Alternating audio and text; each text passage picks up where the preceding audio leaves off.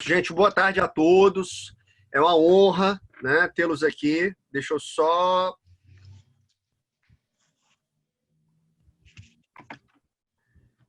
Uma honra tê-los todos aqui. Uma boa tarde, início de noite a todos. Universo Júris, mais uma vez, trazendo aí professores de ponta, tema de ponta, graças a Deus. Eu agradeço demais a participação do professor Samuel Levi. É uma honra tê-lo aqui. Agradeço também ao professor Joilson. Outra honra enorme, e sei que os dois vão dar um show hoje. Eu estou aqui só como anfitrião, eu sou só o mediador, digamos assim, do evento, mas será tocado por esses dois mestres do direito do trabalho, né? Então, vamos lá. Inicio pelo professor Joilson, não é isso? Você é que sabe. Se eu fosse você, eu iniciaria pelos mais velhos, o Samuel. Ou brincadeira besta. Eu tô brincando, fica à vontade. Meu mediador, você é quem manda. Você mandar eu e o Levi fazer, a gente faz, né, Levi? Não, eu não mando em nada, eu mando nem e-mail. De acordo com o que os palestrantes quiserem, a gente faz. Eu estou só aqui para apresentar o produto. Tá, beleza. Então, eu vou pedindo permissão ao meu amigo Samuel Levi e já atendendo ao chamado do meu também querido amigo Alex, eu vou iniciar fazendo uma pequena introdução do tema em que a gente se propõe aqui eu não diria discutir, seria mais um debate e jogar algumas ideias, algumas dúvidas, algumas incertezas, algumas preocupações até sobre essas questões. A gente vive desde março aqui no Brasil, principalmente aqui no Brasil, no Ceará, mas no Brasil como um todo, uma situação diferente, né?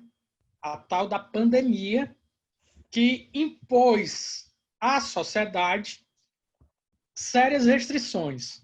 Restrições, inclusive de locomoção. E essa restrição de locomoção importa que os trabalhadores estão, em sua grande maioria, impedidos de ir aos seus postos de trabalho. Com base nessa situação, o governo federal editou algumas normas para tentar contemporizar essas questões, resolver esses problemas conforme a realidade impõe. Né? E nós estamos aqui, eu, professor Levi, para discutir especificamente os reflexos dessa pandemia nas relações de trabalho. Para tanto, nós temos que adentrar na análise, eu não diria aprofundada, mas pelo menos uma análise técnica de duas medidas provisórias, a 927 e a 936. E adjacente a isso, a gente tem que falar também de uma ADI do STF, na Ação Direta de Constitucionalidade, acerca da medida provisória 936. Samuel, me corrija se eu estiver equivocado, a ADI 9393. Confere, Samuel? 6363. 6363. É quase a mesma coisa. Só fez inverter o número. Foi, eu dei uma batida, o bicho virou. Tudo bem, então 6363. Eu sabia que era um negócio assim, né? Beleza, eu vou rapidamente fazer um resumão da medida provisória 927, que é uma medida relativamente simples e que traz algumas medidas também simples, e depois o Samuel faria alguns comentários. Turma, a medida 927, que é de 22 de março, no começo de toda essa problemática, ela traz algumas possibilidades com vistas a manter os postos de trabalho. No final das contas, é isso. A preocupação do governo é que o índice de desemprego não alcançassem números astronômicos. E, para tanto, ela traz algumas possibilidades para o empregador. Está lá no artigo 3º. nós temos o teletrabalho, antecipação de férias individuais, concessão de férias coletivas, o aproveitamento e antecipação de feriados, o banco de horas, a suspensão de exigências administrativas em segurança e saúde no trabalho, o direcionamento do trabalhador para qualificação. Detalhe que esse inciso 7 do artigo 3º, ele vai ser redirecionado lá para o artigo 18, que vai tratar sobre a suspensão do contrato de trabalho para qualificação profissional e a suspensão. Nós sabemos que o empregado, em regra, não trabalha e não recebe salário. Houve muita crítica, né? Eu estou logo dando a notícia na época, acerca desse dispositivo na medida provisória, e praticamente no outro dia, ou alguns dias depois, foi editada uma outra medida, a 928, revogando esse dispositivo. Então, esse direcionamento do trabalhador para a qualificação foi revogado neste primeiro momento. E o inciso 8 é o diferimento do recolhimento do Fundo de Garantia de Tempo de Serviço. Bem, isso é o que traz de forma mais completa a medida provisória 927. Professor Levi, o senhor teria algum comentário a fazer, pelo menos no começo, algum adendo? Professor, você vai explicar cada um desses pontos agora? Se você quiser comentar mais alguma então, pronto. Que eu já falei, fica à vontade. Professor, tá. Boa noite, pessoal. Boa noite, é uma grande alegria estar aqui com vocês. Sou o professor Samuel Levi. Estou aqui com dois amigos, o Joilson e o Alex. Então, muito feliz por estar aqui com vocês e tentar contribuir aqui nesse curto espaço de tempo que nós temos aqui sobre esse debate trabalhista, né? O professor Joilson já fez aqui um bom apanhado sobre a medida provisória 927, as possibilidades dela, e aí nesse momento eu vou dar a minha opinião, eu vou fazer um adendo constitucional da medida, já que o professor Joilson fez uma colocação trabalhista, eu vou para um adendo constitucional. Quanto a essas possibilidades que o professor Joilson acabou de falar do artigo 3º, com exceção do inciso 7, que tratava de suspender o contrato de trabalho para qualificação, todas elas estão de acordo com a Constituição, porque não tem nenhuma regra constitucional que vá de encontro a essas possibilidades, como antecipação de feriados, antecipação de férias, banco de horas negativo e por aí vai. O professor Joilson acabou de explicar. Mas foi até assim, professor Joilson, foi dia 22 de março, 23 de março. Dia 22 de março, medida provisória 927, dia 23 de março, medida provisória 928, revogando o artigo 18. Artigo 18. O artigo 18. O que dizia esse tal de artigo 18? Ele dizia assim, olha, as empresas podem suspender o contrato de trabalho de seus empregados por até 4 meses para qualificação profissional.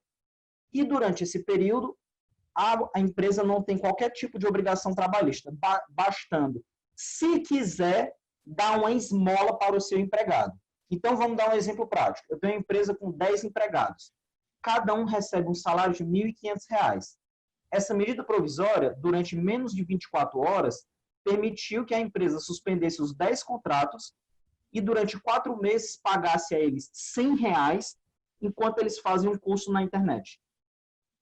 A crítica foi tão grande de todos os lados, do judiciário, do legislativo, das organizações civis, de todo mundo, que o presidente, no dia seguinte, já tinha uma medida provisória acabando com essa possibilidade, que simplesmente essa possibilidade aí é o fim do direito do trabalho. Tudo que nós entendemos como direito do trabalho, esse artigo 18 foi lá e pisou, né? Então, não tinha como. Sem pena. Pois é. Então, assim, professor, minha opinião quanto à medida provisória 927, que é muito mais simples que a 936.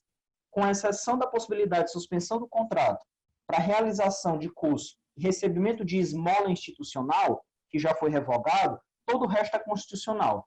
E me parece razoável, porque não tem nenhuma regra na Constituição que vai de encontro àquilo ali. Talvez com exceção da questão da fiscalização quanto à questão de saúde no ambiente de trabalho. Mas ainda nesse ponto, a medida provisória ela não foi muito específica e acabou sendo, não especificamente como uma regra de direito material, mas, na verdade, como uma determinação administrativa do governo federal para que, nesse momento, a fiscalização trabalhista seja um pouco mais branda, digamos assim. Perfeito. Perfeito, Samuel.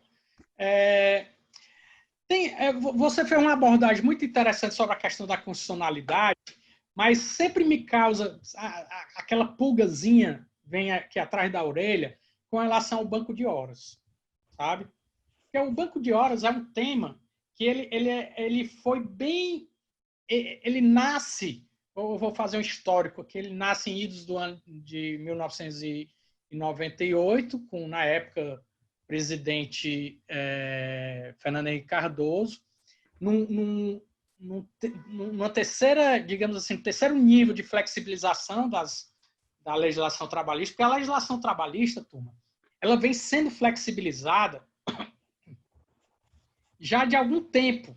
Se você imaginar 1967, 1968, a criação do FGTS, para mim, uma das primeiras ondas de flexibilização da legislação trabalhista, porque ela acaba com a estabilidade decenal e cria o regime do FGTS que existe até hoje.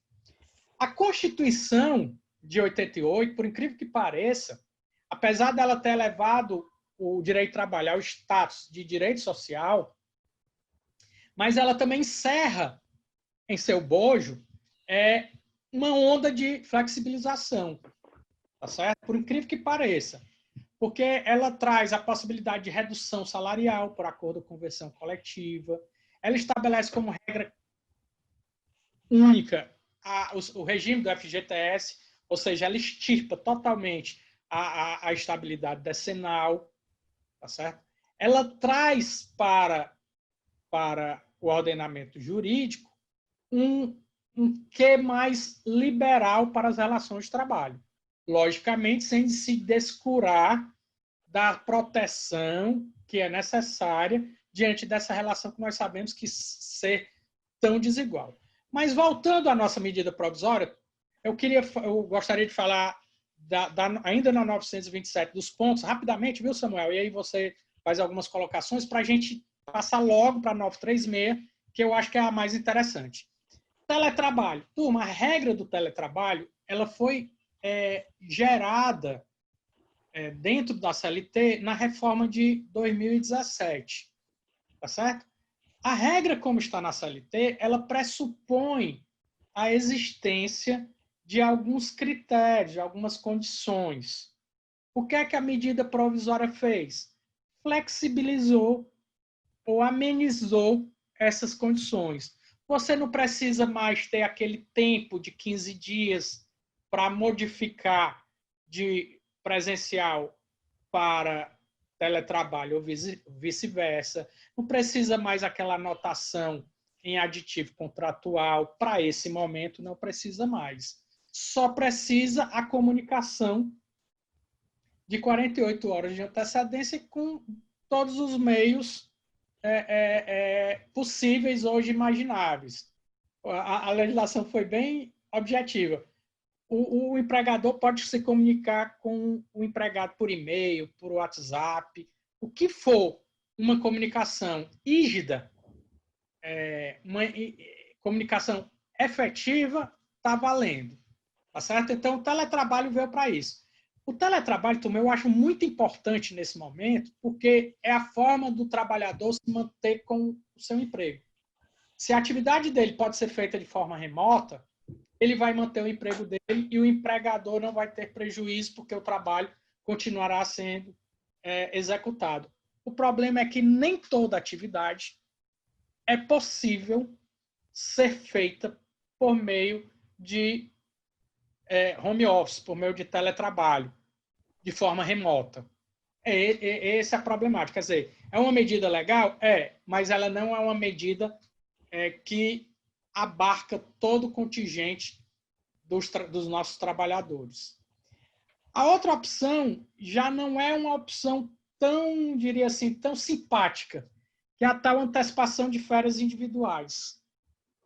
E aí, turma, é interessante a gente entender o seguinte: o que é que o empregador pode fazer? Ele pode antecipar aquelas férias em que o período aquisitivo ainda está em transcurso. O que é o período aquisitivo? é aquele intervalo de 12 meses considerado o aniversário do empregado na empresa. Eu não vou dizer que é 12 meses de quando ele entrou na empresa, porque se ele tem 5 anos, não tem sentido isso. A cada período de 12 meses que ele executa uma atividade na empresa, ele adquire um direito a um período de férias para os próximos 12 meses, que são período concessivo. Com essa medida provisória, o empregador pode antecipar essas férias, ou seja, mesmo que não tenha sido complementado o período aquisitivo, ele pode colocar o empregado de férias. E o detalhe, turma, a regra das férias, a regra clássica das férias é o seguinte: o empregador ele estabelece o momento das férias. Isso nós já sabemos. Mas o empregado ele tem o direito de vender ao empregador, que a gente chama de vender, mas a lei fala em converter em pecúnia, pelo menos 10 dias de férias. Com essa medida provisória, não mais. Se for para vender, tem que ter a aquiescência do empregador. Na CLT, no jeito normal, não precisa. A venda é compulsória. Se o empregado quiser vender, o empregador... Aliás, a compra é compulsória. O empregador tem que comprar. Tá certo? Outro detalhe, o prazo do aviso de férias. Acabou o prazo de 30 dias, 48 horas. Por qualquer meio. Para que isso, turma? O que é que o executivo pensou quando editou a medida provisória? Ora, o empregado não está podendo ir para a empresa, porque ele tem que ficar em casa, recluso, por conta da pandemia. Então, o empregador antecipa as férias do empregado, porque lá na frente, quando seria mesmo as férias dele, ele vai estar trabalhando, que com certeza a situação já vai estar relativamente normalizada. Isso é um detalhe, viu, turma? Para essa antecipação de férias, não tem o que o empregado aceitar ou não. Não tem. Mas o legislador, no caso o executivo, ele conseguiu, melhor dizendo, ele deu uma outra possibilidade ainda. Ele diz lá, para outros períodos de férias, e aí a interpretação lógica qual é? É para aquele período aquisitivo que nem se iniciou. Olha a loucura. Para esse período de férias, ele também vai poder antecipar. Mas esse tem que ser por acordo individual, expresso, escrito, né, de preferência. Para esse segundo momento de férias, o empregado ele tem que ser consultado, tem que aceitar. Logicamente, a gente sabe que nas relações de trabalho, essa aceitação voluntária fica mesmo no campo das ideias. Então, turma, sobre férias, antecipação de férias é basicamente isso. Férias coletivas, Samuel, tem algo mais a acrescentar sobre esse primeiro ponto? Fica bom? Você é meu mestre. Não, que conversa é essa? Você é meu mestre e nada me faltará. sobre esse ponto, não, mas eu não sei se você vai chegar lá, mas eu sou um taperreado, sabe? Aí você falou sobre a pulga atrás da orelha sobre a questão do banco de horas negativo, né? E aí não deixa de ser parecido com as férias, assim, a lógica disso aí também. É porque, de certo modo, tanto a antecipação das férias de feriado como o banco de horas negativo, ele, assim, porque vejam bem, pessoal,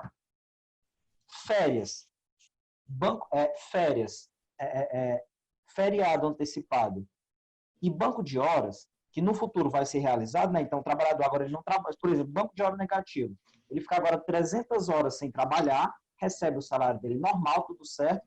Aí, se Deus quiser logo essa pandemia passar, aí depois o trabalhador vai ter que, além de trabalhar normalmente às 8 horas por dia, vai ter mais 300 horas pendentes. Então, as 8 horas dele por dia viram 10 horas, até que ele acabe com essas 300 horas de banco negativo.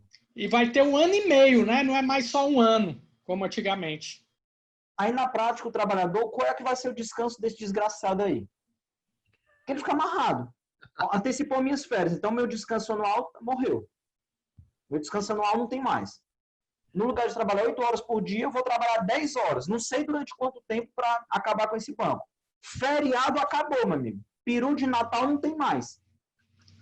Então, assim, o maior questionamento, professor, e aí não é constitucional, porque não tem uma regra constitucional para chocar com isso aí. Específico. Mas o maior questionamento é porque o trabalhador ele vai ficar, em tese, com a saúde prejudicada para o futuro.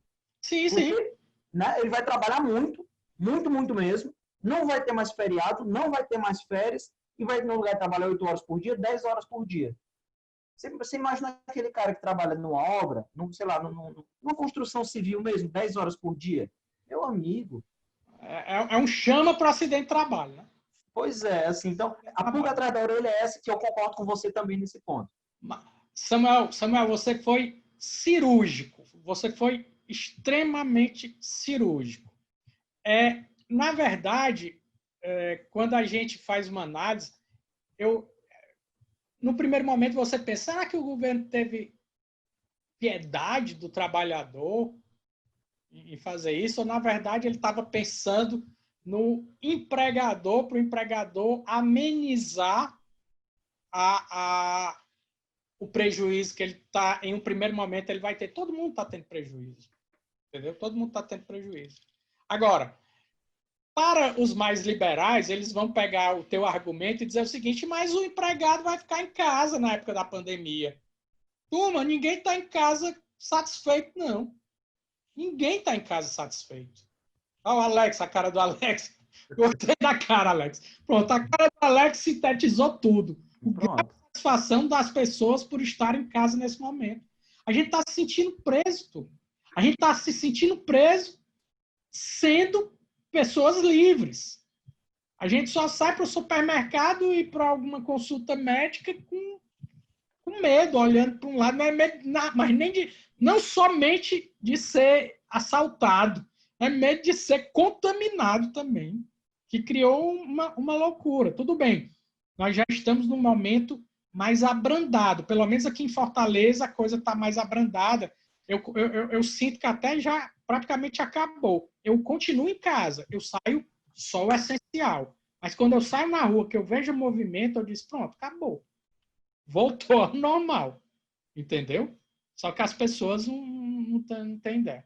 Mas vamos voltando aqui ao nosso assunto. O próximo ponto, viu, Samuel, Alex, meus queridos colegas que estão nos assistindo, é a concessão de férias coletivas.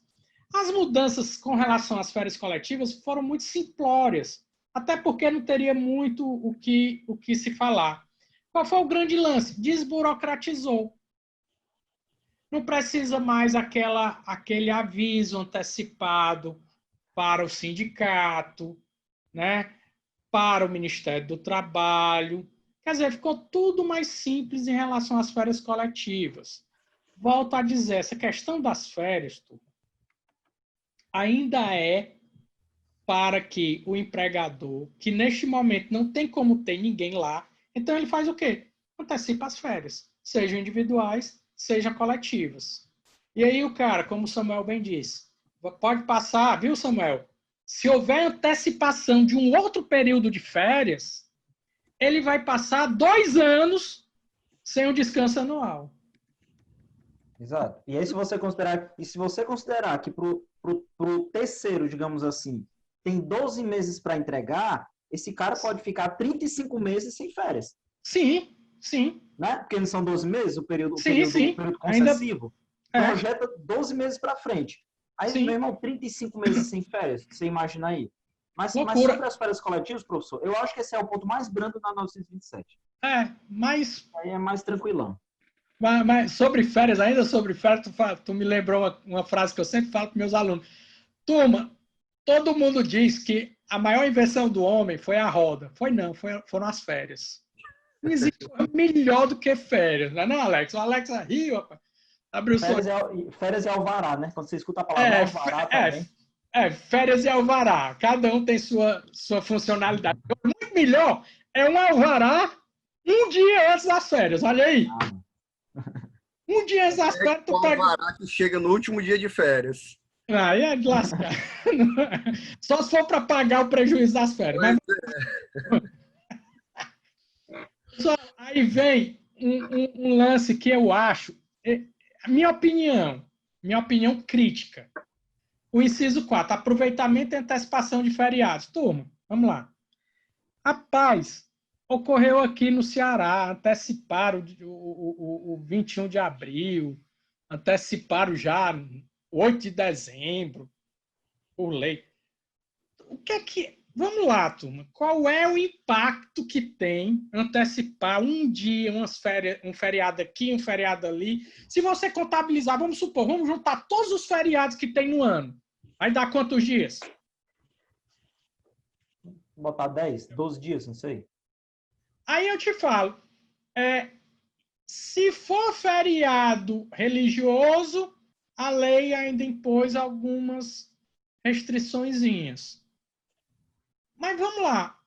Eu acho uma medida inócua, minha opinião. Não sei se o professor Samuel e até o professor Alex concordam, mas antecipar feriado, um diazinho aqui, um diazinho ali, causa um tumulto para a gente da advocacia. Eu que tenho um processo aqui, Rio Grande do Sul, fiquei doidinho, que um local era feriado, no outro não era, prazo, sabe? Eu acho essa medida sem sentido e inócua, porque não traz aproveitar ou antecipar feriado, que não é muita coisa. Você pode até dizer, se fosse antes do carnaval, antecipar o carnaval, que seria um absurdo, até porque o carnaval é uma festa que ele é vinculado a um tempo cristão, então seria praticamente impossível fazer isso, se fosse o caso, mas a coisa aconteceu depois. Assim, eu não sei se o professor Levi compartilha comigo, mas eu acho uma providência totalmente sem sentido. Gostaria da sua opinião, professor Levi. Professor, eu acho assim uma medida muito, digamos assim, eu não acho inócua, mas eu acho uma medida branda. Digamos assim, eu acho que ela vai servir para dar trabalho para contador de empresa. Porque a empresa vai dizer assim, antecipa 30 dias de férias, bota um banco de horas negativo e o que tiver de feriado de 2020, tu joga para cá. Para mim, vai dar trabalho para contador e assim, eu não vejo problema nessa medida em si, mas eu vejo o seguinte, é mais uma medida que deixa o trabalhador com menos tempo de descanso ainda. Então, assim, férias não vai ter. Banco de horas vai obrigar a trabalhar 10 horas por dia. Aí também não vai ter feriado. Percebe? Aí o 7 de setembro, tu imagina, o cara, o 7 de setembro vai ser comemorado não. Amanhã vamos antecipar o 7 de setembro, não tem expediente. Amanhã, 7 de setembro. Aí lá em setembro, tudo resolvido, não sei o quê, pronto, vai ter a parada militar, 7 de setembro, vai. Quem é que vai estar lá? Tá todo mundo trabalhando. Tá todo mundo trabalhando. É mais feriado. Tá entendendo? Lógico, eu coloquei o exemplo do 7 de setembro, eu acho muito difícil antecipar o 7 de setembro por conta dessa simbologia, mas é só para ver o absurdo que seria, né? Então, vamos pegar o caso mais agressivo que eu acho, o Natal mesmo. Vamos pegar o pior logo. Acho o Natal, pronto. Vamos pegar logo o Natal, né? A maioria da população é cristã. E antecipa o Natal, pronto. Ninguém tem mais tema Natal. Né? Eu acho isso, professor. Eu acho assim. Que tu consegue imaginar comemorar o Natal no dia 5 de julho? Não, no dia 24 de junho, agora, né? O pessoal tá comemorando Natal com a gente aqui assistindo a live. Pronto. Tem muita gente comemorando Natal que podia estar, vai no lugar de estar comemorando Natal, tá aqui assistindo a live com a gente. Olha que interessante. Hoje, na verdade, é São João. E não tá pronto. Lá o São João. No lugar de Papai Noel, Joilson e Samuel. Olha que troca boa. Olha. Pronto. Aí, turma, aí a gente chega, né, depois de passar por essa antecipação dos feriados, que eu não gosto dessa antecipação de feriados, e o Samuel já antecipou que isso é só para burocratizar o recursos humanos das empresas, a gente vem com o tal de banco de horas, que o Samuel já deu uma antecipada. Vamos lá. Eu sempre gosto de sintonizar as pessoas o que é banco de horas. Banco de horas é um sistema de compensação de jornada de trabalho, certo? Até 2017, nós tínhamos um banco de horas que era um banco de horas cuja compensação deveria se implementar em um ano, em 12 meses. Né? Em 12 meses. A lei da chamada maldizida, como diz o outro, né? Malfadada, mal escrita, mal pensada, mal editada reforma trabalhista, ela estabeleceu mais duas formas de banco de horas: o semestral e o mensal. Enquanto aquele anual necessita de acordo ou convenção coletiva, ou seja, para existir o banco de horas, tem que ter previsão em acordo ou convenção coletiva, o semestral, para ele existir, ele só precisa ter previsão em acordo individual escrito. E o mensal, em acordo individual tácito ou expresso. Não precisa nem ser escrito, ele é só um acordo individual tácito. O que é isso? O cidadão vai trabalhando, e aí por que é que o nome é banco de horas? Porque você tem um sistema de crédito e débito. Tipo, quando o empregado trabalha 2 horas extras, o empregador não remunera essas horas extras. Ele faz o seguinte: vou colocar no teu banco de horas. Então, o empregado vai ficar com crédito de 2 horas e o empregador com débito de 2 horas. Para resolver esse crédito e esse débito, em algum momento, o que é que o empregador vai dizer? Olha, fulano, você está com crédito 2 horas, então hoje tu vai trabalhar 2 horas menos. E aí tu vai compensar aquelas 2 horas. E aí zera o banco de horas. Isso pode acontecer da forma inversa. O empregado, em determinado momento, conversa com o empregador: olha, eu tenho que resolver um problema pessoal, você poderia me liberar amanhã e colocar no meu banco de horas para eu depois compensar? Empregador: beleza. Aí como é que vai ficar? O empregador vai ficar com crédito de 8 horas e o empregado com débito de 8 horas. Como é que vai se resolver? O empregador, durante esse período de 12 meses, isso é a regra anterior, estou só fazendo aqui uma explicação lógica, vai ter que colocar aquele trabalhador para trabalhar até 2 horas a mais por dia para complementar essas 8 horas e aí zerar, tá certo? Detalhe: professor, se passou um ano e o empregador não compensou, nem de uma forma nem de outra. Bem, se quem tinha o crédito era o empregador, ele perde. Mas se o crédito era do empregado, o empregador deve remunerar essas horas como extras. Pronto. Isso é a regra geral da compensação. O que é que foi feito agora? O que o Samuel tinha falado. Agora, meu amigo, o cara vai ficar sem trabalhar 1 mês, 2 meses, vai para o banco de horas, só que esse banco de horas, ele, primeiro, não precisa mais estar previsto no acordo ou convenção coletiva. Né? Ele vai ser ajustado pelas partes, o que já me traz uma certa preocupação.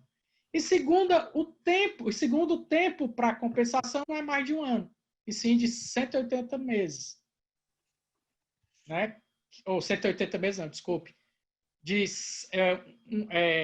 18 meses, que é exatamente 1 ano e 6 meses. Então, houve essa modificação, esse elastecimento, e o banco de horas é sempre aquele negócio que a gente tem medo, porque está lá na Constituição que a compensação deve se dar por acordo ou convenção coletiva, e aí vem minha crítica. Será, viu, Samuel, que resolveu a constitucionalidade, está de acordo com a constitucionalidade? É isso que me dá a pulga atrás da orelha. Você quer fazer algum comentário, meu amigo Samuel?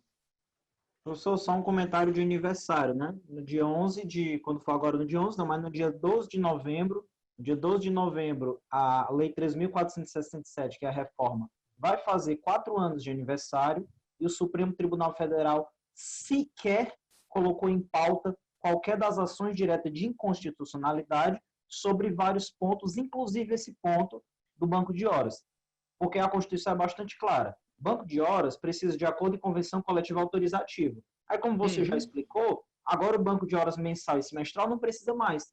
Não precisa mais. Então, assim, nesse caso, o que a medida provisória fez foi nada mais do que pegar a legislação que já existe na reforma e autorizar, deixando ela, entre aspas, mais agressiva ainda. Porque isso vai deixar o trabalhador mais, entre aspas, amarrado. E aí potencializou, né? Potencializou. Total. O artigo 7º é bastante claro. O banco de horas, acordo e convenção coletiva, tem que ter a participação do sindicato. Então, aí, nesse ponto, não é pulga atrás da orelha, não, professor. É carrapato mesmo. Né? Aqui não é... Aqui é mais um elefante. É um elefante. É um negócio assim... tão normalizando violar a Constituição. Porque se eu tenho uma reforma que está lá, que tem esse ponto que é escancaradamente constitucional, aí vem a medida provisória e diz assim, se o Supremo não vai... Porque vejam bem, pessoal, quando o Supremo não julga, isso significa julgar também. O silêncio do Supremo é o silêncio mais ensurdecedor que existe. Porque ele está dizendo assim, olha, eu tenho uma reforma trabalhista que viola de morte vários pontos da legislação do trabalho, especialmente do microsistema, do artigo 7º ao 11. Está lá. E aí o Supremo pega 4 anos e não julga. O que é que ele está dizendo? É constitucional. Essa é a mensagem. Enquanto o Supremo não declarar inconstitucional, quer dizer que é constitucional. E isso aí é ensurdecedor. Porque aqui eu não estou falando, não apenas de princípio, não estou falando de regras, como o professor Joilson já colocou. Né? Então, assim, o que o governo federal fez nesse caso do banco de horas, professor Joilson, foi o seguinte, olha, o Supremo ainda não disse que é inconstitucional. Então, vamos logo chutar o pau da barraca? Volta aqui. Pronto. E a ideia foi essa. Eu queria registrar a presença do grande artilheiro do Barcelona, Iniesta, que acaba de chegar no nosso pequeno seminário aqui. Olha aí, ele já vem sorrindo. Ele acha bom. E aí, rapaz, boa noite. Boa noite, grande Estou passando aqui para... Chegou o cara, viu? Para deixar um abraço para vocês aí, rapaz. Parabenizar pelo evento. E não acompanhei desde o início. Estava com meu filho aqui, mas agora vou já começar a dar aula. Tá perdendo a diversão, não é, Alex? Tá perdendo a diversão. Sem som, Alex, sem som. Tá perdendo diversão. Vocês estão com tá aí numa cadeira de Fórmula 1, ó. É, rapaz, o homem é gamer. É gamer. Jogando videogame. É. Rapaz, isso aqui foi um presente do meu pai para minha esposa. Para tua esposa e tu já usa o capil, né? Pelo visto. Porque ela estava com dor nas costas, problema na coluna, aí ele viu a cadeira e comprou e deu para ela. Aí eu que uso. Beleza. Mas assim... Vou deixar vocês continuarem aí com a live. Tranquilo. Com o webinar, quer dizer. Um abraço, professor Anderson. Tudo de bom. Grande Anderson. Um abraço, gente. Eu vou deixar aqui... Vou tirar só minha imagem. Vou tentar acompanhar aqui, que eu vou fazer a aula pelo computador, beleza? Beleza. Boa noite aí aos participantes. Um abraço. E amanhã teremos outro evento aí na responsabilidade civil dos agentes públicos. Beleza, grande Anderson. Um abraço, gente. Dando continuidade, turma, o inciso 6, que o Samuel já muito brilhantemente já antecipou, a suspensão de exigências administrativas de segurança e saúde do trabalho, é mais ou menos o seguinte: o fiscal do trabalho, aliás, desculpe, não é isso. Foi mal aí. As exigências sobre segurança e saúde do trabalhador têm a ver com a confecção dos chamados atestados médicos. Nós temos 3 tipos de atestados comuns na relação trabalho: o admissional, o periódico e o demissional. O que é que ele disse? Que o periódico, a exigência do periódico fica postergada para depois de resolver essa questão da pandemia. O demissional deve ser feito, salvo, né, também a possibilidade de não fazer, se o último atestado daquele empregado contar com tempo razoável que possa depreender que ele continua naquelas mesmas circunstâncias de saúde. Tá certo? Então, houve uma certa flexibilização. Outro ponto, turma, que ele flexibilizou, e eu vou falar rapidamente, que como o Samuel já disse, não tem muita coisa importante, são os cursos obrigatórios sobre as chamadas normas regulamentadoras, que em algumas situações os empregados têm que fazer curso, só que está muito difícil, está muito complicado. Se o curso não puder ser feito de forma remota, então essa exigência fica também postergada para depois. Outro detalhe, CIPA, eleição de CIPA, que é a Comissão Interna de Prevenção de Acidentes. A tendência vai ser prorrogar o prazo naquela comissão que está no mandato e suspender as eleições que tenham se iniciado, porque por conta da problemática de aglomeração, dessas coisas todas. Ok, Samuel? Algum comentário adicional sobre isso? Não, professor. Por mim... Eu tô com um pouquinho de pressa para a gente chegar logo no ponto da 936. 936. Quando for na 936, aí eu me animo mais. Pronto. E, por fim, o tal do diferimento do recolhimento do FGTS. Diferir, jogou para frente o recolhimento. O que é que ele disse? Ele disse o seguinte: as competências de março, abril e maio, tá certo? Poderão ser pagos a partir agora da competência de julho, parcelados em 6 vezes. Basicamente é isso. É algo bacana assim para o empregador, né? Assim. Não, para o empregador foi maravilhoso. Para o empregado, qual é o detalhe? E eu não verifiquei, ô Samuel, eu peço até perdão, pode até ser que tenha, eu não quero cometer nenhuma injustiça, eu não verifiquei se a atualização vai ser, como é que se diz? Obedecida. Porque você vai... o empregador está passando 3 meses sem depositar o FGTS, aí vai começar a depositar, só que parcelado, porque ele vai ter que depositar o referente ao mês de julho, em agosto, dezembro. Né? Até dezembro. Pois é, em 6 meses, ele vai parcelar em 6 meses. O que ele tinha que pagar em 3, ele vai pagar, na verdade, em regra, 1 mês, o FGTS de 1 mês, e metade do mês que ele deixou de pagar, até complementar a cota toda. Qual é vai pagar 12%, né? No lugar de pagar 8%, ele vai pagar 12% de julho até dezembro. Pronto. Aí o que é que vai acontecer? Regras, detalhes da regra. E se o cara for dispensado sem justa causa nesse meio tempo? Aí ele tem que depositar tudo. Antecipada. Ele tem depositar para rescisão. Para rescisão ele tem que depositar. Só que ele vai depositar de um ou outro empregado, não vai depositar do conjunto dos seus trabalhadores. Se você imaginar uma empresa com muitos trabalhadores, a coisa fica diferente. É isso? Então, turma, medida provisória 927 é uma medida, eu vou fazer até uma infanto-juvenil, é uma medida infanto-juvenil, é uma medida de 2º grau, né? 2º grau do colégio. Vamos agora passar para a medida universitária, a medida de 3º grau, a medida violenta, que é a medida 936. Ela é tão violenta, turma, que rapidamente houve contestação de constitucionalidade do dispositivo acerca da suspensão do contrato de trabalho com redução salarial, ou melhor dizendo, a redução de jornada de trabalho com redução de salário e a suspensão do contrato de trabalho com ou sem a esmola, né, que o Samuel falou da outra coisa. E aí eu peço ao meu amigo Samuel para fazer a introdução, que nós vamos ter uma discussão mais constitucional sobre essa medida provisória. Samuelzinho, a palavra está com você. Obrigado, professor. Pessoal, sobre a 936, aí sim, agora sim a gente vai partir para drogas mais pesadas, sabe? Num comparativo em termos de droga, a 927 seria a maconha, a 936 talvez seja o crack. né?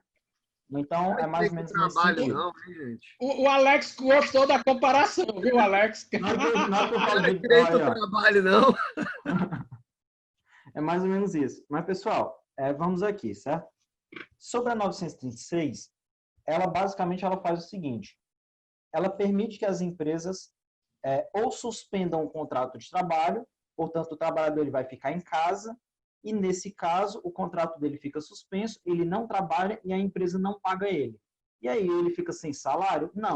Ele vai receber proporcionalmente ao seu salário o que deveria receber do seguro-desemprego. Ele vai receber ali o seguro-desemprego. Eu não sei se o professor Joilson vai concordar comigo, mas eu acho que a parte da suspensão do contrato, ela é a parte mais tranquila. Ela é a parte mais tranquila porque, assim, vejam bem, pessoal. Ó, a suspensão do contrato é para aqueles trabalhadores ali até os 3 salários, né? Até quem tem 3 salários mínimos, que aí fica algo em torno de R$ 3.135 hoje, né? Considerando o salário mínimo R$ 1.045. Então, esse trabalhador, ele não vai trabalhar, ele não vai mais trabalhar, e aí a empresa vai mandar para o governo federal, via Secretaria do Trabalho do Ministério da Economia, a lista dos empregados que estão com o trabalho suspenso, e aí a Secretaria do Trabalho vai pagar o benefício do seguro-desemprego para esses trabalhadores. Eu sei, daqui a pouco o professor Joilson vai comentar, mas eu antecipo o seguinte, pessoal. Eu não vejo inconstitucionalidade na suspensão do contrato com o recebimento do seguro-desemprego. Porque por mais que o salário vai ser reduzido, já que o seguro-desemprego ele não chega a R$ 1.900, o trabalhador está dentro de casa e ele está protegido. Então, assim, por mais que o cara receba, o cara tem um salário de R$ 3.000, aí o contrato dele vai ser suspenso. Aí ele vai receber ali o seguro-desemprego, sei lá, proporcional e vai receber 1.700 e alguma coisa, 1.800 e um quebrado. Mas pelo menos ele não está trabalhando e ele está em casa. Ele está protegido, ele e a família dele estão protegidos. Então, pessoal, a 936, ela deu as possibilidades. A empresa suspende o contrato, suspensão do contrato que é, eu não trabalho, eu não recebo. Eu não trabalho, eu não recebo. Mas aí o trabalhador vai receber por quem? Pelo governo federal, via Secretaria do Trabalho do Ministério da Economia. Vai receber como se fosse um equivalente ao seguro-desemprego estando empregado.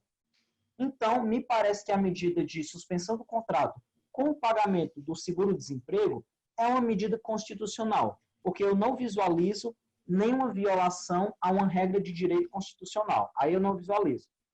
O que é mais relevante no nosso debate é a possibilidade de redução do salário e da jornada com o pagamento proporcional do benefício do seguro-desemprego, né? Que é possível para quem? Para quem recebe até 3 salários e para quem recebe mais do que 2 vezes o maior benefício previdenciário. Como o maior benefício previdenciário é R$ 6.100, eu posso reduzir o salário de quem recebe até 3, ou seja, até R$ 3.135 e mais do que R$ 12.200. Para essa categoria que está entre 3.135 e 2.200, só pode ser reduzido até 25%. Nas pontas, eu vou poder reduzir 25%, 50% e até 70% da jornada e do salário, com o pagamento proporcional do seguro-desemprego, pago pelo governo federal. E aqui é que nós temos um questionamento muito mais sério. Por quê? Por que o questionamento aqui é um pouco mais grave? Pessoal, porque a Constituição, ela fala no artigo 7º, o salário ele é irredutível, salvo acordo ou convenção coletiva de trabalho. E, na sequência, o artigo 8º fala da obrigatoriedade do sindicato profissional para a formalização, para a criação desse documento que nós chamamos de acordo e convenção coletiva, os contratos coletivos de trabalho. E aí é que está toda a questão, porque, veja bem, por mais que o trabalhador vá ter o salário e a jornada reduzidos e vá receber o seguro-desemprego, ainda assim ele vai perder alguma coisa do salário dele. Porque o seguro-desemprego não vai, a não ser que ele receba salário mínimo, o seguro-desemprego pago como benefício, ele não vai fazer uma reposição integral do salário daquele trabalhador. E vejam bem, tem um pensador chamado Robert Alexy, que ele trata sobre as teorias da justiça e sobre direitos fundamentais. E apesar de eu não concordar com a teoria da justiça dele, eu sou mais próximo a Ronald Dworkin, do ponto de vista da filosofia constitucional.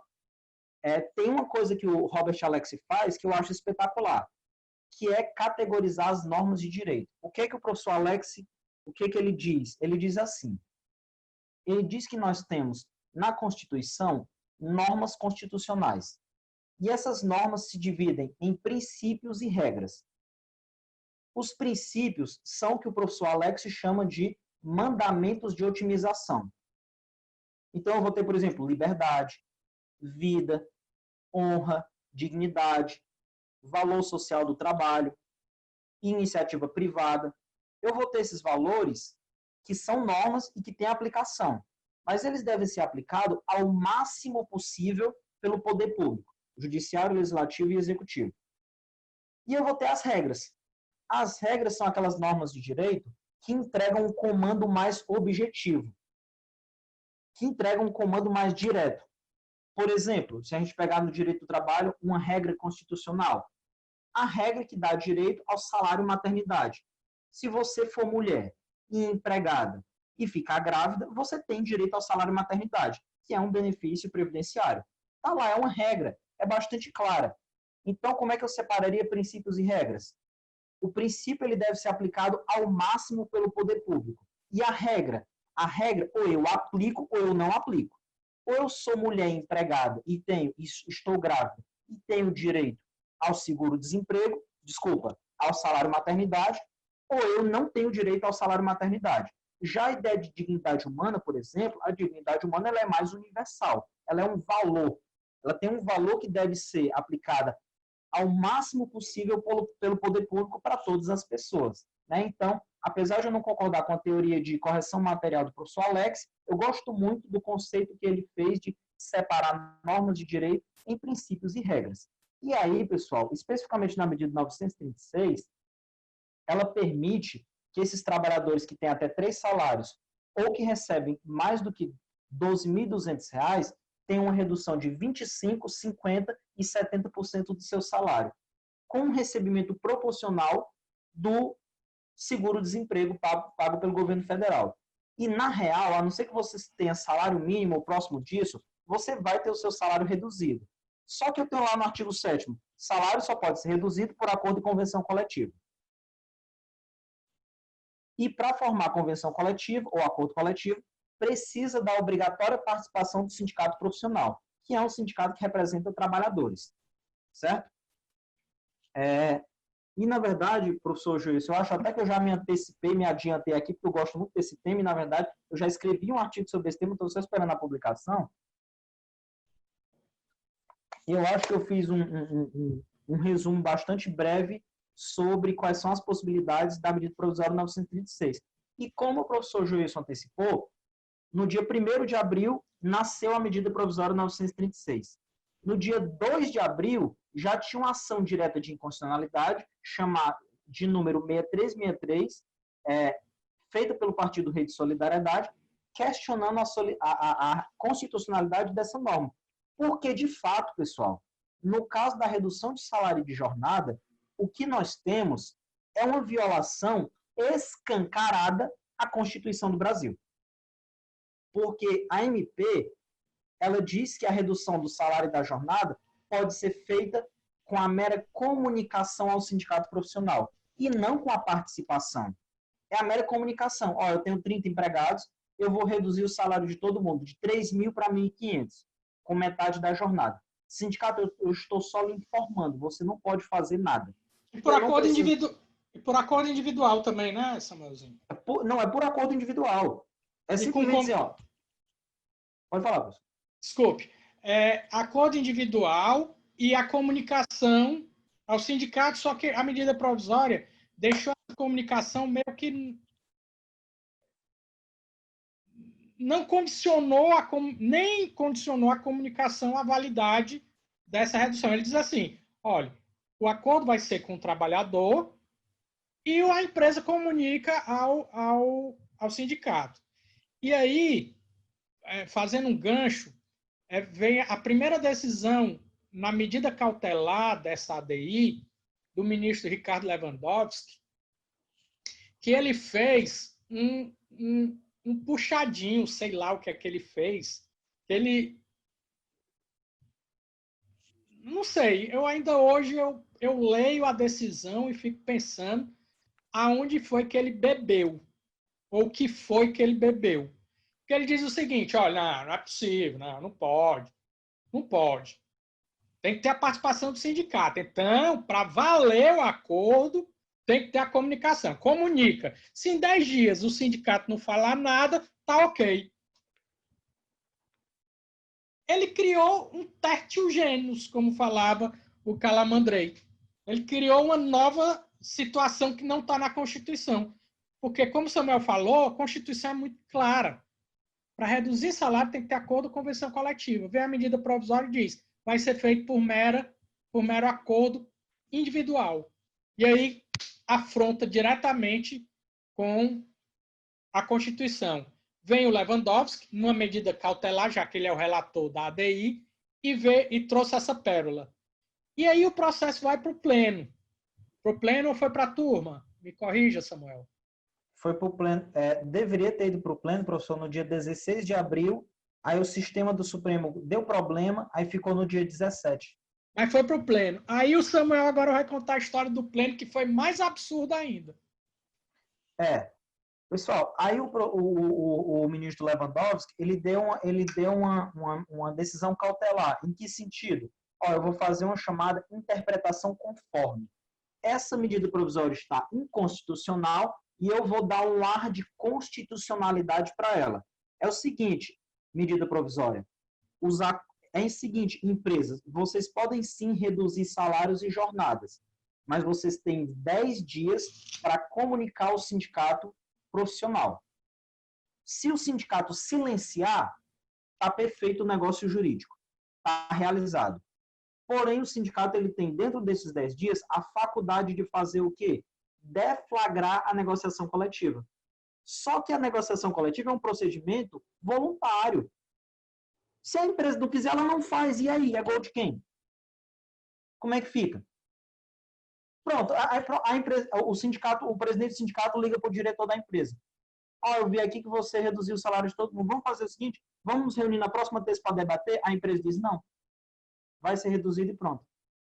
Essa situação ficou no limbo. Ficou em aberto. Ficou em aberto, mesmo com essa ideia de interpretação conforme, é o que me parece. Aí ficou marcado para o dia 16 de abril o pleno para decidir, não decidir a ADI, mas decidir a cautelar. Aí, no dia 16, o sistema do Supremo deu um problema e ficou no dia 17 de abril e caiu numa sexta-feira. O pessoal não deve ter gostado nada de ter de trabalhar na sexta-feira, né? Lá em Brasília. Aí, o Supremo decidiu por 7-3, porque eu esqueci qual foi o ministro que estava doente. Era o Celso de Mello. Celso de Mello e o presidente não participaram da sessão. Os 3 votos os perdedores foram o Lewandowski, o relator, o Fachin e a Rosa Weber. Detalhe, a Rosa Weber foi ministra do Tribunal Superior do Trabalho. Então, é uma das poucas que tem lá, dos poucos ministros que conhecem direito do trabalho. Direito do trabalho, dos poucos. E o detalhe é que... Oi, desculpe. Complementar, já você volta. Só curiosidade. O Marco Aurélio também veio do TST lá em 1990 e alguma coisa. Entendeu? E ele também conhece. Só que ele já está há muito tempo no STF e o Marco Aurélio é aquele ministro que você nunca sabe, ele nunca tem uma linear... Ele nunca pensa de forma linear. Ele uma hora pensa uma coisa, aí no outro processo tu acha que ele vai pensar igual, ele pensa diferente. Assim. Então, como ele disse, foram 7 votos, 6 votos a 3, né? Não é isso, Samuel? Foram 7-3. 7-3. 7-3, é porque... O Celso de Mello faltou a sessão, mas para mim o Toffoli também tinha faltado, não? Eu acho que o Toffoli ele faltou na semana seguinte. Ah, tá certo. Foram 7-3. Tá bom. Aí todo mundo acompanhou. Pode ir. Eu sei que os votos dissidentes foi o Lewandowski, o Fachin e a Rosa Weber. Pode continuar, desculpe. Não, professor, tudo bem. Professor, se tem esses ganchos aí, você pode aqui que não está me atrapalhando, não. Eu acho bom. Dá até uma economizada no meu gogó. Tem problema não, tá? Mas, olha, eu vou dizer o seguinte, eu, junto com os outros alunos, acho ruim as minhas intervenções, porque a tua aula é top, macho. Pode continuar que eu estou dando mal. Conversa é essa? Você ouvir falar com categoria, porque o Samuelzinho ele tem esse jeito de falar, ele fala tranquilo, ele fala manso, e ele joga, sem a gente perceber, muitas informações e muita coisa com categoria, não é, Alex? É categoria mesmo. O homem mata no peito e mete bronca. Demais. Não é? Aí, eu estou tendo orgulho, viu, Samuel? Não estou fazendo média, não. Estou tendo orgulho de estar assistindo uma aula sua, que é boa, que é muito boa, porque é difícil a gente, que é professor, ter a possibilidade de se embriagar no conhecimento dos colegas, né? Principalmente quando são colegas da mesma área. Eu estou dando maior show aqui. Pode meta bronca aí. Joinha, né? Joinha demais. Professor Alex, vocês dois são extremamente suspeitos por serem meus amigos, né? Vocês estão bastante suspeitos, mas eu fico muito agradecido, eu fico muito feliz com essas colocações tão gentis de vocês, né? E fico muito feliz que nós tenhamos esses momentos, professor Alex, professor Joilson, porque eu acho muito rico, sabe? Eu acho que esse aqui é um tipo de momento, professores, em que a gente consegue, fora da sala formal de aula, divulgar o conhecimento, sabe? E me agrada muito essa ideia. Me agrada muito essa ideia da gente poder divulgar o conhecimento ao máximo possível de pessoas. E, professor Joilson, eu estou na sua sombra, viu? Porque o senhor é um professor de direito do trabalho, um advogado, um profissional irretocável, um cara que eu admiro demais. Já conheci o seu nome antes do senhor, antes de lhe conhecer pessoalmente, lá no Universo Júris. O senhor me deixou velho, macho. Mas você formou todo mundo ali da FLF, que eu sei, só elogios, tá? Então, assim, na verdade, é uma via de mão dupla essa alegria e essa honra, tá? A honra é toda minha, eu fico muito feliz com isso. E aí, professor, sobre o Supremo Tribunal Federal, e eu estava lá assistindo, sabe, super empolgado, porque eu gosto de pegar essas coisas e mandar para os meus alunos e tal, e comentar, e escrever. O que foi que aconteceu? O ministro Fachin e a ministra Rosa Weber, eles não votaram igual Lewandowski. Eles, na verdade, consideraram de pronto a medida totalmente inconstitucional. Aí o Lewandowski interviu e disse assim, olha, se for para formar maioria, eu retiro o meu voto dessa interpretação conforme e concordo com o ministro Fachin e a ministra Rosa Weber. Então, de forma bastante estrita, o ministro Lewandowski confirmou a cautelar. Em que sentido? Tem que comunicar ao sindicato que tem 10 dias para deflagrar a negociação coletiva. Ministro Fachin, ministra Rosa Weber. Totalmente inconstitucional. É inconstitucional. Precisa do sindicato. Não tem meio termo aqui, não tem conversinha aqui, não. Não pode reduzir se não houver autorização prévia, portanto. E aí, os demais ministros, com exceção do Celso de Mello, que estava ausente, seguiram o voto do Alexandre de Moraes. Em que sentido? Que a medida é constitucional cautelarmente. Mas, olha bem, o principal argumento, entre aspas, jurídico do ministro Alexandre de Moraes foi proporcionalidade. Mas o que diabos é proporcionalidade, pelo amor de Deus? O que diabos é proporcionalidade? Porque a Constituição vem aqui no artigo 7º, eu até imprimi uma colazinha aqui. O artigo 7º é bastante claro. Quer reduzir salário? Pode reduzir. Precisa de acordo e convenção. Quer fazer um acordo, quer fazer uma convenção? Tem problema não. Chama o sindicato profissional.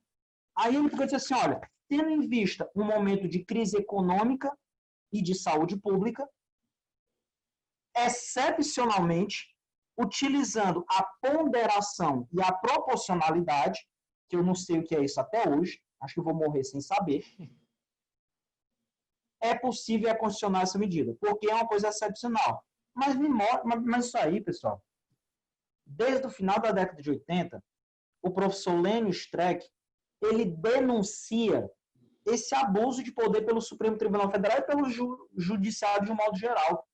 o que o ministro Alexandre fez e o que os outros corroboraram foi legislar não, mas foi pegar a Constituição e ignorar. Ó, como é um momento de crise, esse pedaço da Constituição eu vou botar debaixo do tapete. Depois, lá no futuro, quando todo mundo estiver feliz, aí a gente volta a valer isso daqui.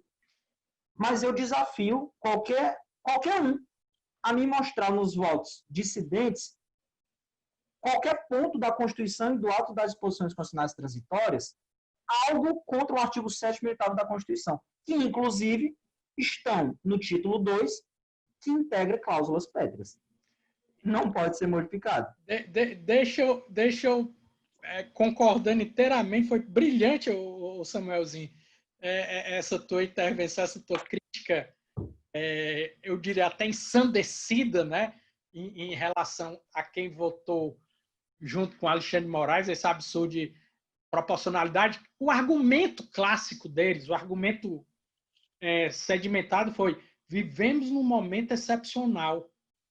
Porém, e eles não pararam para pensar, o artigo 7º, inciso 6, que fala da irredutibilidade, no próprio dispositivo ele traz a excepcionalidade.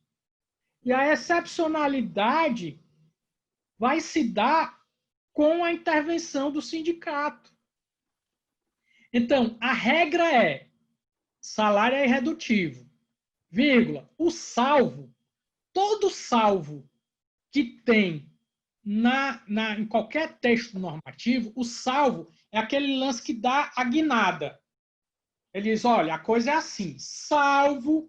Ora, o que é o salvo, turma? É a excepcionalidade. É a situação fora do normal, que é o que nós estamos vivendo. Então, vamos lá. E aqui eu queria, ô Samuel, fazer um paralelo, se você me permite, com o artigo 501 da CLT, que trata de força maior. Se a gente parar para pensar e entender a pandemia dentro das relações de trabalho, a primeira coisa que a gente pensa é força maior. A pandemia é força maior? É. Porque não houve concorrência do empregador. Beleza. O que é que diz a CLT sobre a força maior? O que é que pode acontecer sobre a força maior? Várias coisas. Inclusive, a CLT autoriza o empregador a reduzir em 25% o salário. E não fala de sindicato. Essa regra, e aí eu me embriago nos ensinamentos do Alexi, bem trazidas pelo professor Samuel, essa regra ela deve ser interpretada conforme a Constituição. Em um sistema de complementação e não de proporcionalidade, está mais para adequação. O que é que a gente lê? Em caso de força maior, pode haver redução de até 25%, mas com a participação do sindicato em um acordo ou convenção coletiva. Aí você junta a regra infraconstitucional com o princípio constitucional, porque a irredutibilidade é uma norma-princípio, bem falado pelo professor Samuel. É um princípio constitucional e que o próprio Alexi diz que o Estado tem que envidar o maior esforço possível para que aquele princípio seja perfectibilizado nas relações factuais. Tá certo? Então, me perdoando aí a intervenção, Samuel, a minha cabeça, para mim, é muito claro. O STF comeu bola, comeu mosca, sei lá como é o termo que a gente fala, foi muito preciosista. Os momentos são... Tudo bem que os momentos são difíceis, mas qual foi o sindicato que se negou a fazer uma negociação? Será que teve tantas situações assim que o sindicato, pelo contrário, o sindicato quer manter o emprego dos seus assistidos?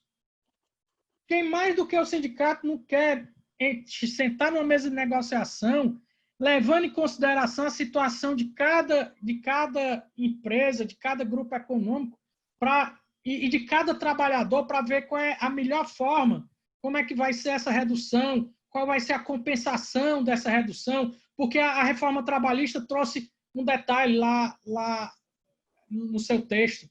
Para reduzir salário e reduzir jornada, tem que ter uma contrapartida. Isso ficou de fora? Isso vai ficar de fora? Quer dizer, o STF, na ânsia de resolver uma situação, não resolveu coisa nenhuma, ele só prejudicou o trabalhador, ele deixou de lado a Constituição. Turma, ele não deixou de lado, não foi a CLT, não foi o acordo coletivo, não foi um regulamento empresarial, não. Ele deixou de lado, foi a Constituição, ele pegou, Constituição, nesse momento tu não está valendo, não, porque nós estamos numa pandemia, mas a Constituição já tinha previsão disso, e a previsão estava simplesmente na exigência do acordo ou convenção coletiva. Samuelzinho, pode voltar a falar. Desculpa, eu me empolguei. Fiquei empolgado aqui. Tá, professor, eu adorei seu gancho, porque agora... Fiquei doidinho aqui. Não, isso é bom demais. Isso aqui é maravilhoso, professor. Antes de começar a aula aqui, turma, a gente estava dizendo que a gente tem que se adaptar nessa situação de pandemia da aula, né? Você está numa sala com 60 alunos presencial, parece um estádio de futebol, às vezes, né? Mas você está numa sala com 100 alunos nesse negócio virtual, parece que nem alma pia ali para tu escutar alguma coisa, né? Todo mundo em silêncio e tal. Então, ter essa interação aqui é muito bom. E, professor, mais uma denúncia, gancho do gancho. Gancho ponto 2 aqui. Mais uma denúncia, mais um problema. Lá, no artigo 2º da medida provisória, diz o quê? Quais são os objetivos da medida provisória 936? Manutenção do emprego e da renda. Eu desafio alguém a me mostrar qualquer ponto da medida provisória que dá estabilidade provisória ao empregado que teve seu salário reduzido ou suspenso. Vocês só vão encontrar, salvo engano, no artigo 12, eu não estou lembrando agora de cabeça, um artigo que diz assim: caso o trabalhador que tenha um contrato suspenso ou salário reduzido seja dispensado sem justa causa, ele tem direito a receber proporcionalmente o seu salário em proporção ao período que ele não manteve o contrato de trabalho. Então, isso aí é uma falácia. O próprio governo, no texto da medida provisória, não trouxe nada de bom para o trabalhador, mas nada. Não é para garantir o emprego e renda, pois dá a estabilidade provisória. O que é a estabilidade provisória? Eu só perco meu emprego se eu cometer falta grave. Aí é uma contrapartida razoável. O que as montadoras de veículo lá do ABC Paulista elas fazem? Por exemplo, eu tenho uma Volkswagen, tem 40 mil empregados. Eu estou num momento economicamente difícil. O que a Volkswagen faz? Ela chama os sindicatos metalúrgicos, diz assim, sindicato, eu vou reduzir durante um ano o salário pela metade do pessoal com redução de jornada. Mas durante um ano todo mundo tem estabilidade. Só toma pé na bunda se cometer falta grave. Aí tem contraprestação. Inclusive, se vocês lerem, e aí vamos fazer aqui o que o professor Joilson falou, ele nada mais fez do que traduzir uma obra de 1924 chamada Hermenêutica Jurídica, de um dos nossos maiores pensadores, chamado Carlos Maximiliano, em que ele diz o quê? A interpretação da Constituição é sempre sistemática. Sistemática. Eu pego a lei e interpreto conforme os dizeres constitucionais. A interpretação sistemática, certo? Tem que haver essa harmonia. Tem que haver essa harmonização. Então, veja bem, daí, professor Joilson, é mais uma denúncia que eu faço, é o gancho 2 aqui. O trabalhador, além de ter o seu salário reduzido, sem a necessária vista do sindicato, não tem qualquer tipo de garantia provisória do trabalho nos termos do que dispõem hoje os artigos 611A e 611B da CLT. Então, e aí? Pessoal, veja bem, o sistema capitalista, que é um sistema de mercado, é o nosso sistema econômico. Ninguém está questionando isso daqui, não. Agora, qualquer país que tenha um índice minimamente razoável de desenvolvimento humano tem regras de direito do trabalho. Tem regras de direitos sociais, especialmente trabalhistas, previdenciárias e relativas à saúde. O avanço da civilização, ele implica em reconhecimento da igualdade. E o princípio da igualdade constitucional é aquela história de tratar igualmente os iguais e desigualmente os desiguais na medida das suas desigualdades. O direito do trabalho previdenciário e o direito à saúde nada mais são do que expressão desses chamados direitos fundamentais de segunda dimensão. E toda a base axiológica dos direitos fundamentais de segunda dimensão é a igualdade. O direito do trabalho ele é fruto da ideia de igualdade do brado revolucionário francês. E foram mais de 100 anos para começar a ter direito ao trabalho, mesmo após as revoluções do século XVIII. Certo? Então, professor, além dessas regras aí, que eu estou com a minha cola aqui, até no começo da gente falando, né? Eu tinha ligado para você ontem, professor, e aí, assim, nesse momento, a gente virou, como estão mexendo no direito do trabalho, todo mundo vem atrás da gente para a gente falar, né? Todo mundo, eu tempo, rapaz, que me explica isso daqui, não sei o que e tal. Aí a gente vira importante na hora que mexe no direito do trabalho, né? Mas depois vão esquecer da gente de novo. A importância é rápida, né? Rápida demais. Fugaz. Fugaz. Vamos aproveitar o momento, né? É claro. Professor, e como a gente antecipou a ADI 6363, eu vou antecipar mais alguns argumentos específicos e aí de legislação de direitos humanos. Olha aí. A Convenção 98 da OIT prestigia a negociação coletiva de trabalho. Convenção 95 da OIT, irredutibilidade salarial salvo negociação coletiva. Declaração Universal dos Direitos Humanos, proteção salarial e reconhecimento do sindicato como entidade de classe. E, em adendo à Declaração dos Direitos Humanos, o Pacto Internacional de Direitos Econômicos, Sociais e Culturais, proteção salarial e reconhecimento dos sindicatos. Todas essas legislações internacionais, professor Joilson, foram subscritas e entraram no ordenamento jurídico brasileiro. Para além da Constituição, nós temos um compromisso perante a comunidade internacional de realizar esses direitos mínimos que, por terem nascido de convenções internacionais e terem ingressado no nosso ordenamento, são legislação representativa de direitos humanos básicos. E não foi respeitado pela própria Suprema Corte. Isso é muito grave, professor. Isso machuca muito, sabe? Porque tudo que a gente estudou, e mais do que isso, não só do ponto de vista acadêmico, mas todo o sangue e as lágrimas que foram derramados para que esses avanços normativos acontecessem, eles foram ignorados. E eles foram ignorados de uma forma escancarada pelo Supremo Tribunal Federal. E isso é muito sério. Tá? Como eu acho que eu já falei muito sobre tanto a ADI como a 936, vou lhe passar a palavra aqui, porque senão eu vou manipular aqui a conversa. Não, mas assim, Samuel, é irretocável. Eu acho que você fez uma avaliação criteriosa. Você conseguiu sair do lugar comum, até porque o direito, e você bem trouxe o caso Maximiliano, a gente não pode, quando a gente interpreta uma norma, e aí aqui baixou agora o professor, quando o sentido de interpretar é o sentido de dar um entendimento correto. Então, quando você interpreta uma lei, uma norma, o que seja, você tem que fazer essa interpretação dentro de uma engrenagem. Eu sempre, nas minhas aulas de processo, quando eu tentava explicar o que seria a interpretação e falava da interpretação sistêmica, eu dizia que o ordenamento jurídico é como um sistema, é como uma engrenagem mecânica de um carro. Quando você vai no mecânico e diz assim, olha, tá com defeito em alguma parte aí do motor aí, o mecânico, só pelo ouvido, ele já saca onde é. Se o mecânico for bom, ele vai ter o cuidado de, quando consertar aquele defeito específico, ele não causar um outro defeito. Porque se aquele conserto não se ajustar ao sistema, e aí fazendo uma ponte para a história da interpretação, se a interpretação daquela norma de direito não se ajustar no sistema constitucional, a gente vai fundir o motor do nosso ordenamento jurídico.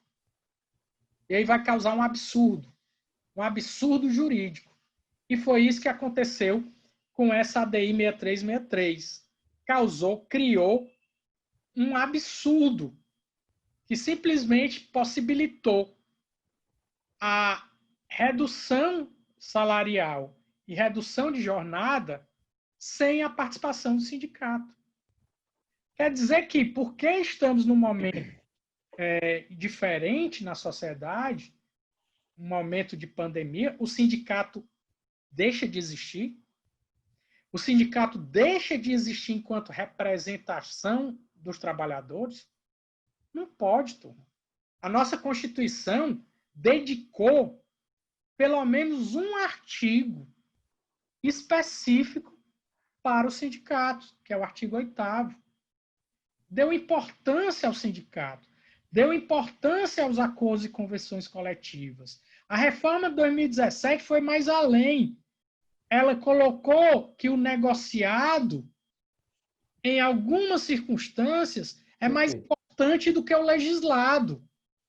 E aí, nesse momento, o que é que faz o STF?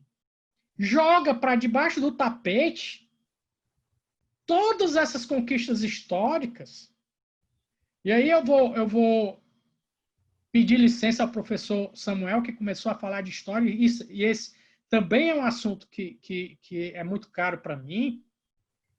As revoluções, desde a Revolução Francesa, passando pela Revolução Industrial, passando pela encíclica Rerum Novarum do Papa Leão XIII, e aí a gente já tinha o Manifesto Comunista de Karl Marx,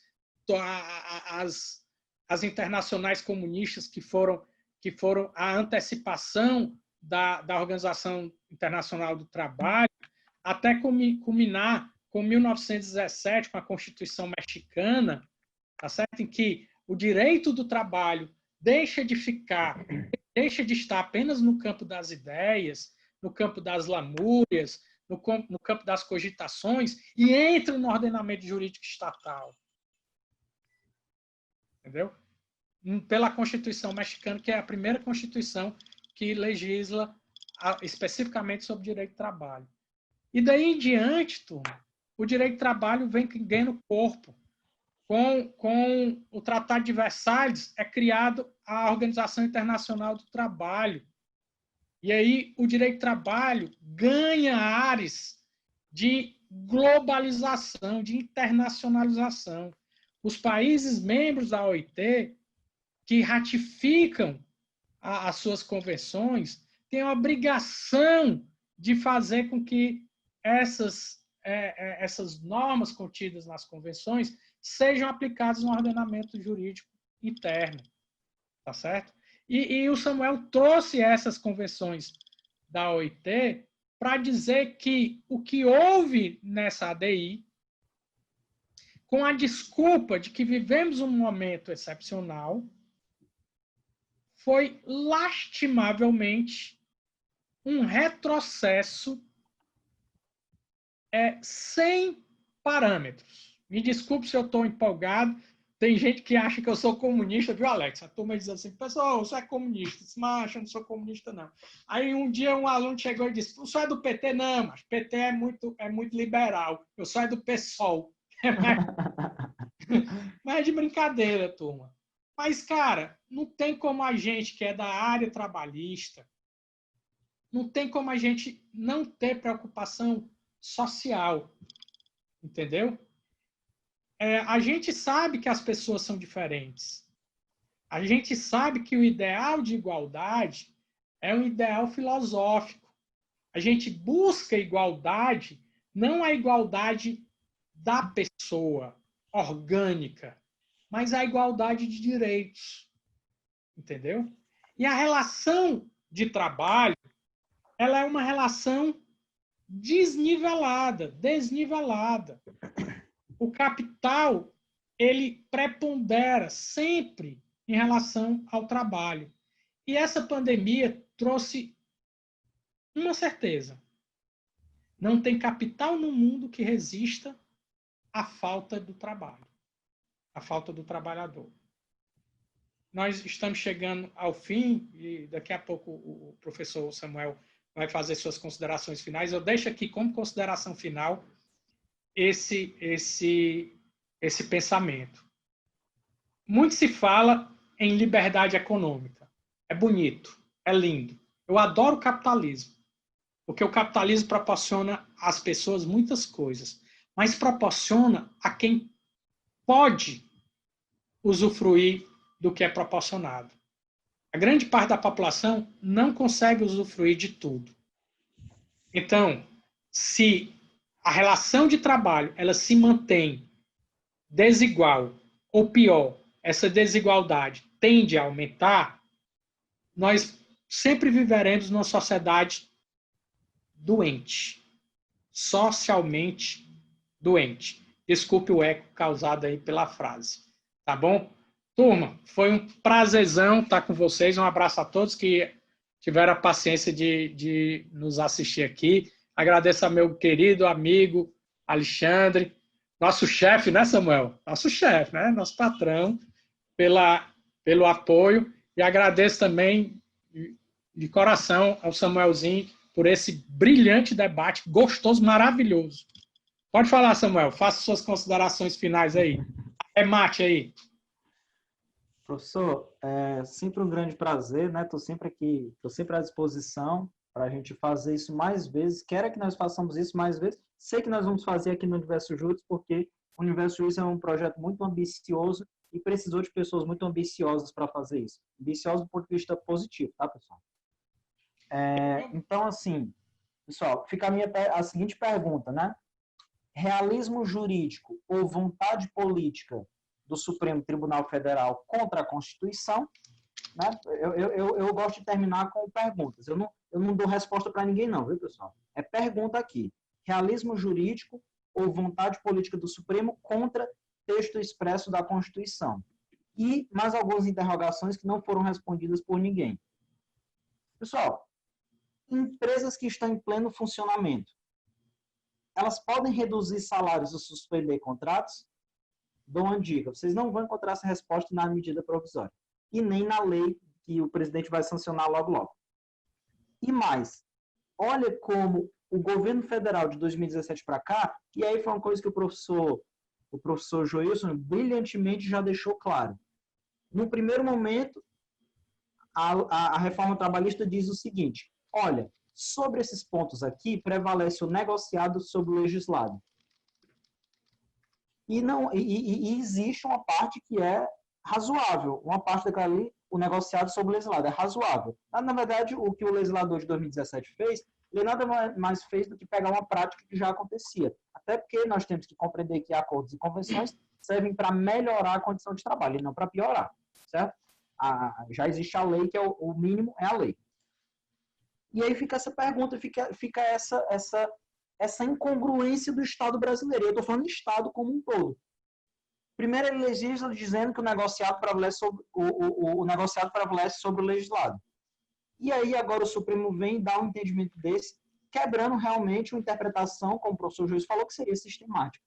Né? Fica aqui realmente esses questionamentos. Do meu lado, e eu acho que eu concordo totalmente com o professor Joilson, sem tirar nem pôr nenhuma vírgula, o que essa medida provisória 936 fez, ela foi realmente algo agressivo à civilização brasileira. O que nós tivemos na medida provisória, que foi confirmado pela Suprema Corte, foi escancarado retrocesso social. Nós vivemos em tempos de pandemia, isso é terrível para todo mundo, não é só para um grupo, não é para todo mundo. Todo mundo vai sofrer com isso.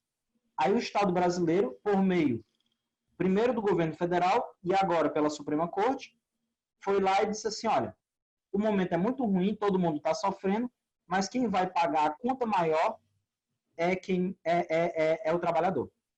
É a parte mais frágil da relação. Jogou as contas da pandemia no lombo do trabalhador. E aqui fica mais interrogação, porque eu só deixo perguntas. Respostas eu não sei dar, não. Deixo só perguntas. Por quê?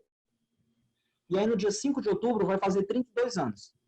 Por que que o Congresso Nacional ainda não legislou sobre o imposto sobre grandes fortunas. Pessoal, existem pessoas, e é menos de 5% da população brasileira, que tem centenas de milhões de reais, que tem bilhões de reais na sua conta bancária. Por que essas pessoas não têm que contribuir com o Estado brasileiro? Por que o sistema tributário tem que ser tão injusto? Quando eu tributo muito a renda e eu tributo pouco o patrimônio. Porque a maioria das pessoas tem renda, mas não tem patrimônio. Então, o feijão que é R$3 para o pobre, é R$3 para o rico. E o consumo também. E quando tributa o consumo, acaba com a classe pobre. Pronto. Então, assim, pessoal, realmente minhas considerações são essas. Pessoal, eu e o professor Gerson, a gente não combinou nada, tá? A gente veio aqui para fazer uma conversa que vocês estão aí escutando aí. Foi realmente assim um negócio bem improvisado, mas parece que foi bastante harmônico aqui no meu sentir. Foi bastante harmônico. Agradecer ao meu querido amigo e professor Alex por esse convite para esse momento. Fico muito feliz de ter tido essa conversa com vocês e ainda mais feliz de poder dividir esse espaço com o professor Joilson, que é uma grande autoridade de direito do trabalho, em quem eu me espelho de forma... Professor, vou repetir, estou na sua sombra. É uma alegria realmente que palavras não vão dizer, tá? Palavras não vão dizer. É uma grande alegria estar aqui do seu lado. Professor Alex, fico sempre à disposição para a gente fazer essas conversas, porque, professor Joilson, eu acho que se a gente for apaixonado pelo que a gente faz, o trabalho é um prazer. Com certeza. Com certeza. Então é isso, pessoal. Muito obrigado pela paciência de todos, tá bom? Gente, quem puder ligar o áudio para bater palma, viu? Show, show, show. Fantástico. O pessoal é bom. Eu quero agradecer a todos, gente. Eu acho que o universo é isso. A nossa proposta é essa. É passar informação com qualidade, mas com informalidade, de uma maneira acessível. Nós temos, de um lado, professor... Foi em aula aqui, viu, gente? Pois não é? Nós estamos... Tá tendo um webinar aqui do Samuel Levi, do Joilson aqui, falando direito do trabalho, o professor Alex. Pode ligar o áudio dele que fica melhor para a gente, né? Eu tô aqui... Boa noite aí para vocês. Grande Alisson, bom lhe rever, viu? Parabéns, cara. Obrigado aí pela participação. Um abraço, doutor Anderson, é um prazer. Anderson. Um abraço. É um dos sócios do professor Anderson Gomes, promotor de justiça, professor universitário. E quero falar sobre os palestrantes de hoje, né? Agradecer de início ao professor Joilson, que foi quem teve a primeira fala. É um professor com vários anos de experiência na esfera trabalhista, como professor, como advogado, é procurador da Infraero, mestre em Direito, é uma das pessoas mais qualificadas do direito do trabalho do estado do Ceará. Do outro lado, nós temos o professor Samuel Levi, essa fera do direito do trabalho também. Pareceu boxe, não foi? Agora do outro lado do ringue. Não tem beleza, não. É tempo ruim o tempo todo. Orientando em doutorado por Carlos Henrique Bezerra Leite, é o livro que você vai usar na segunda fase de Direito do Trabalho para a OAB. Então, Alex, só um adendo. Desde que eu comecei a ensinar, a minha disciplina clássica sempre foi processo de trabalho. Eu acho que, inclusive, você é meu aluno de processo de trabalho lá na Unifor. Sim. E o livro que eu sempre, desde 2005, todas as edições, eu sempre adotei o livro do Carlos Henrique Bezerra Leite, que, na minha opinião, ainda é o melhor livro de processo de trabalho. E quando eu soube que o Samuelzinho é orientando dele, eu disse, pronto, fechou. Porque o cara é muito bom. Apesar de que, e aí vai uma crítica até bem-humorada, a aula dele em si, não é essas coisas todas não, porque ele gosta mais de cantar do que de dar aula. Pelo menos nas palestras que eu assisti dele, é muito engraçado. Escreve bem, né? Mas o livro dele é fantástico. É um livro para se adotar na disciplina de Direito Processual do Trabalho com tranquilidade, com os fechados. E isso me deixou muito feliz. Desculpa, Alex, eu lhe atrapalhei aqui, me empolguei. Não, eu queria só dizer que essa é a proposta do universo, gente. É trazer de uma forma mais acessível, mais bacana, mais legal para todo mundo. Gente com conteúdo, e vocês estão vendo. E amanhã nós teremos outro webinário também, com certificação. Será sobre responsabilidade civil dos agentes públicos em tempos de pandemia. Só para vocês terem ideia, nós temos o Moacir Costa, que é procurador federal, mestre em Direito pela Federal de Santa Catarina, já foi defensor público aqui no estado do Ceará, foi o primeiro colocado no Brasil para o INSS, para analista do INSS. Nós temos do outro lado... E músico, né? Músico também. Músico também, bom, viu? Só perde para a live do Marinho. E aí nós temos o Denis Frota, mestre em biotecnologia, vai falar também sobre os aspectos de saúde de toda essa pandemia. E nós temos ainda Felipe Magalhães, que é um procurador federal também, e mestre em Direito, pós-graduado, e inclusive fundador deixa eu ver só o nome aqui, ele é o fundador do Instituto Brasileiro de Contratações Públicas. Então, assim, quem quer direito administrativo amanhã é imperdível. É só fera e vai ser no pique de hoje, com tudo de bom, tá? A todo mundo eu agradeço. Se você puder, segue lá o nosso Instagram do Universo Júris. Dá o joinha, dá o joinha. Dá o joinha aí, e nós sempre estaremos fazendo isso semana que vem. Nós estamos terminando também o nosso estúdio. Vamos fazer grandes cursos online. Nossa plataforma está ficando fantástica e nós estamos trabalhando para fazer um dos melhores ou o melhor do Brasil. E vocês têm aí 2 exemplos de gente fera que está do nosso lado. Vamos botar para quebrar. Vai fazer coisa direito. Valeu, pessoal. Muito obrigado. Fiquem com Deus. E vai ter Natal, viu? Vai ter Natal. Vai ter Natal, vai ter São João também. Eu já discordo um pouco, né? Mas vai ter o Natal. Concordamos em parte. O São João está no nosso coração, mas eu comendo vatapá e tapioca, mas tá feito. Gente, muito obrigado, gente. Foi um prazer. Um abraço a todos, pessoal. Fiquem com Deus. Obrigado, professor Samuel, professor Levi, a todos. Vou encerrar agora e fiquem com Deus, gente. Tchau, tchau.